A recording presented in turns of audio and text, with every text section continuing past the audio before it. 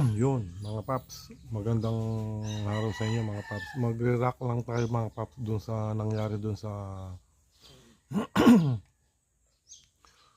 motor taxi driver na pinaslang nitong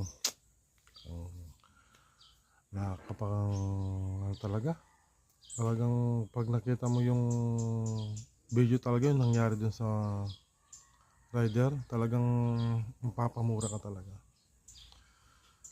Nung ang nahuli yung kriminal ba't binuhay pa yun masama mang mag-isip ng ano, pero dapat talaga yung mga taong ganyan din na binubuhay mga paps. Kung sino yung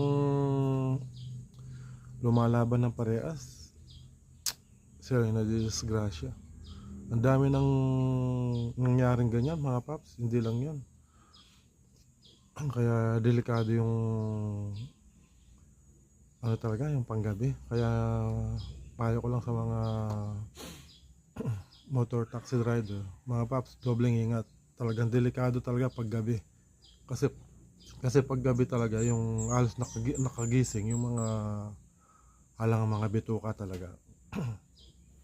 Kaya dobleng ingat mga paps. Ride safe at saka God bless sa ating lahat.